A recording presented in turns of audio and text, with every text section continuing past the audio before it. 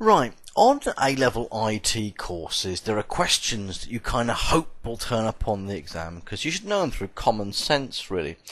And one of the topics on this WJEC specification that I'm really dealing here is kind of IT in the home. And they really want you to basically understand things like playing games and the use of photography and music and downloading from the internet. One of the things they want you to know about sort of making music on the internet and digital televisions and online shopping and booking things online, like cinema tickets and stuff like that. And to be honest with you, you probably know more than I do, so I'm not going to bother with any of that. What I am going to bother with, though, is a bit of exam technique. This is a question that was taken genuinely from the WJEC January 2010 paper, and you can read it. I'll read it out for you. Discuss the advantage and disadvantage of the email brings to the organisation. I suppose in the words email, organisation, home, wherever it's going to be. And I've done this paper as a mock with my students, and invariably it's 4 marks, and invariably they get like 1. They get 1. And I wanted to explain why they get 1. Let's go on. Advantages of email. Advantages of email. Just a general thing to business, to people, whatever it's going to be. And kids write this, or students to yourselves I should say, write this. It's cheaper. No, it's not. It's not cheaper. It's cheaper under a set of circumstances, like if you are sending lots of communication. It's cheaper than using the post. So put cheaper than post. Yeah, I'd buy that if you're doing lots of communicating. But if you send 1 email a month, well, I reckon in broadband connections, probably something like about, I don't know, $15.99 a month. I'll tell you something else, a first class stamp at this moment in time is 46 pence. So I reckon I could send, about 50p, isn't it? And blah, blah, blah. Do the maths. I can't do the maths in my head. I can't. 30, maybe 32, 33. I could send 33 bits of communication via post, and it'd be cheaper than having an internet connection. And I wouldn't have to have bought a router and a computer or anything like that in the first place. You can't just put down the advantages of email is it's cheaper. You have to expand it. Other people put this. It's quicker. No, it's not. It's only quicker if the person you send it to, I'll put it here, checks their email regularly, checks mail regularly. My dad, he checks his email like once a week. Quicker to post him something. So you can't, and also actually sometimes, I'll tell you a little story now. I once sent an email to a guy in China, he was at school in China, it took 6 months to turn up. And I don't want to get involved in a political thing here, but sometimes emails do get delayed. It is possible. I've certainly had, actually one just recently to a teacher at a local school. The email didn't turn up for over 24 hours. Weird how that happens. And yeah, I get people say that to me, oh, it must have been delayed, well, they just didn't reply. But it can happen, so don't put down it's cheaper, it's quicker, unless you expand your answers to give a little more depth than simply that. There are, of course, other advantages which are true. You could get away with, there's no need to go out. You know, that post office box, it's a long way away, isn't it, the old letter box? Could be more, at least there could be one within about half a mile of your home, unless you're out in the country. But if you're really lazy and you're staying at home and you want to eat your cakes and drink your pop, then there's no need to go out. There's no doubts about it. The other thing that you can do, of course, via email, that you can't do via physical mail, I suppose you could do. I mean, you can attach files. If you send something in the post, you could send a memory stick or something like that. But you can attach files, and of course those files can be edited and returned. I think that, in some ways, I often think these are better answers than cheaper and quicker. I want to, it's fairly obvious now the advantages. Oh, we need to put an A in there there we go. go cheaper but expand, go quicker and expand, and the attaching of files. I'm not really saying no need to go out. You might be a bit hit and miss if it's on a mark scheme or not.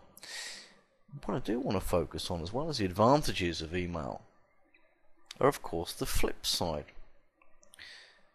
Disadvantages of email.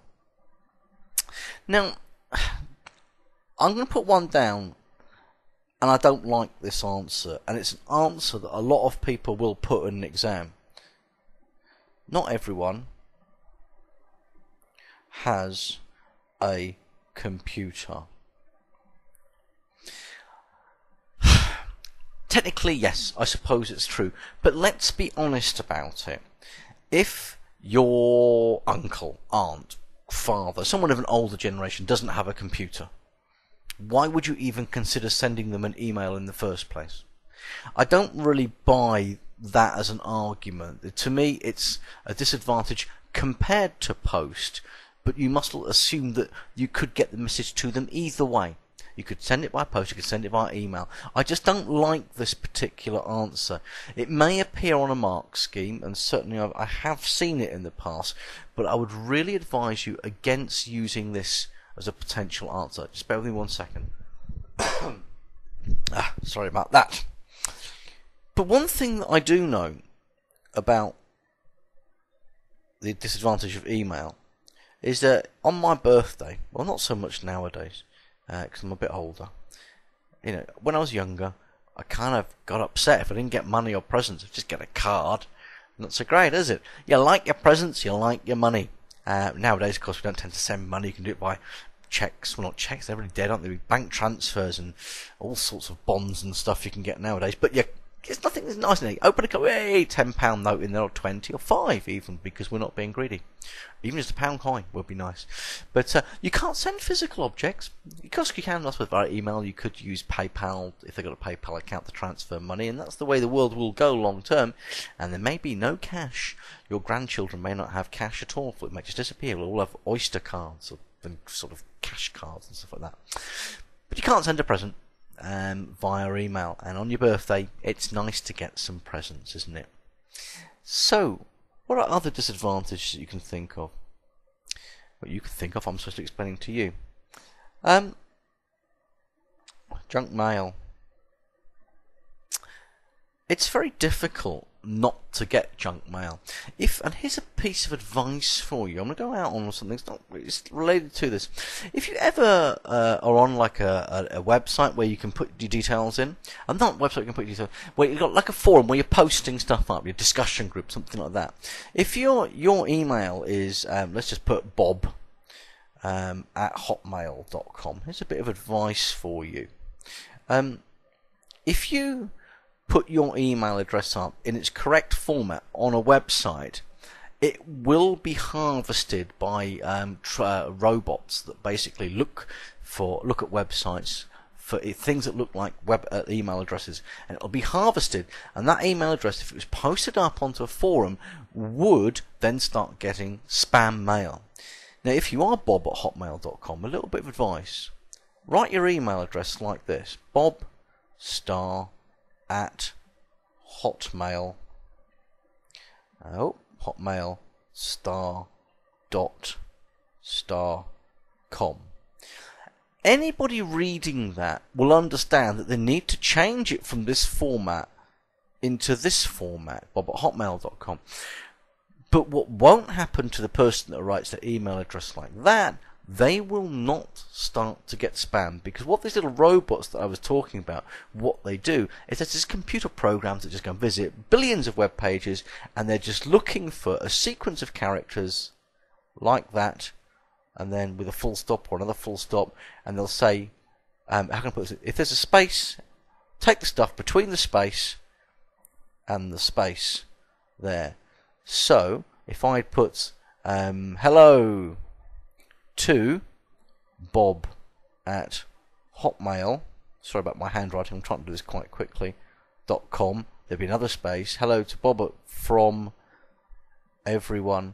Now I can run a program, can't I, that basically says find the A, find a full stop, possibly a second full stop, and ignore the stuff after the space, and ignore the stuff before the space before it, and you have yourself an email address. And that's how these spiders work. So advice for you, avoiding junk mail, write your email address like that instead.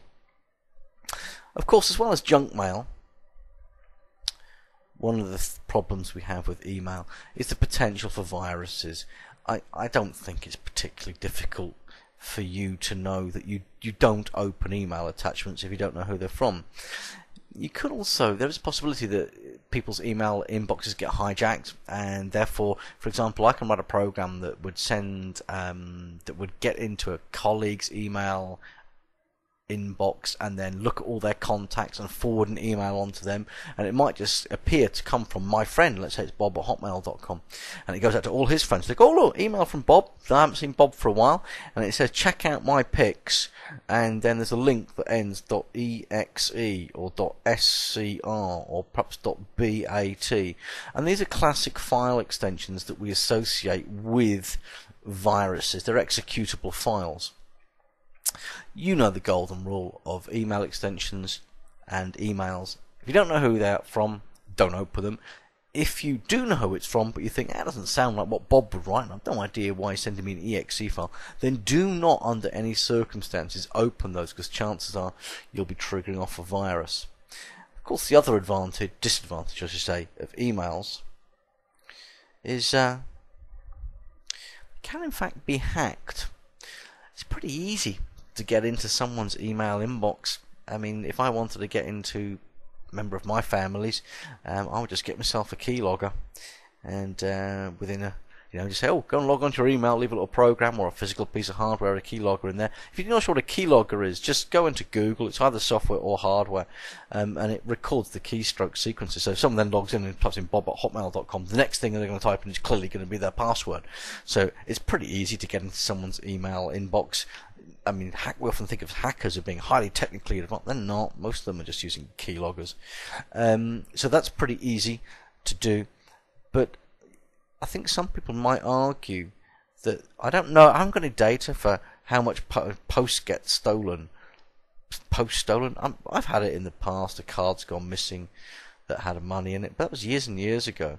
So I don't know whether the greatest fear is of people opening your emails or people stealing your post. I suppose advantage, disadvantage for both really there. But certainly disadvantage, I don't want to go up there. Hacking is a disadvantage. Someone could get into your email if it's pretty easy if they wanted to do it. That's about it really. What I just really wanted to emphasize was that when you get faced with this question, and it's highly likely to come up on an exam, do yourself a favour. Really expand your answers. Just don't go for it's quicker, it's cheaper. People sometimes write and it's easier as well. I think it's easier to write a letter than to type an email. And then, put some meat on the bones. Don't put vague answers like not everyone's got a computer. I just wouldn't buy that as an answer. Go for the physical objects, go for junk mail and viruses is what I would go for. Anyway, enough from me. I'm sure you understand it. Just wanted to hammer home a message here about emails and that question. Expand your answers, because if you don't, you'll end up with 1 out of 4 like most of my students tend to do each year.